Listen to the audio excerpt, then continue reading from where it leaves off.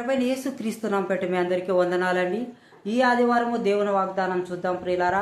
మన ఈ అనుదిన వాగ్దానాల చేత మీరు ఆత్మీయంగా బలపడుతున్నారని, ఈ వాక్యం చేత దేవుడు మనతో మాట్లాడుతున్నాడని, ఈ వాక్యం మనల్ని ఆదరిస్తుందని, ఆత్మీయంగా బలపరుస్తుందని విశ్వాసిస్తున్నాం ప్రియులారా.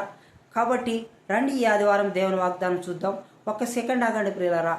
మన అనుదిన వాగ్దానాలు చూస్తున్నారు కానీ ఎంతోమంది చూసే సంఖ్య ఎక్కువ ఉంది. లైక్ చేసేవాళ్ళు దాంట్లో 25% కూడా లైక్ చేయడం లేదు. ప్లీజ్ అలాగ చేయవద్దండి. మీరు ఒక లైక్ చేయండి. కొత్త వాళ్ళు చూస్తుంటే సబ్స్క్రైబ్ చేసుకోండి. రండి ప్రియులారా, ఈ ఆదివారము దేవుని వాగ్దానం చూద్దాం. ఆదివారము దేవుని వాగ్దానం చూద్దాం ప్రియులారా. యెషయా గ్రంథము 6వ అధ్యాయము 7వ వచనము.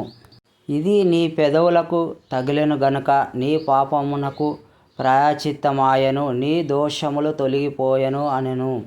అవును ప్రియులారా, నిజానికి మన పెదవులు అపవిత్రమైనవి. మన అపవిత్రత పోవాలంటే మనము సొంత రక్షకునిగా మన పాపములు అపరాధములు ఆయన ఎదుట ఒప్పుకొని ఆయన శరీరములో మన పాల భాగస్థులై ఆయన రక్తములో మన పాలి భాగస్థులై ఉన్నప్పుడు ప్రియులారా మనకి ప్రాయచిత్తము చేసిన వాడుగా ఉన్నాడు.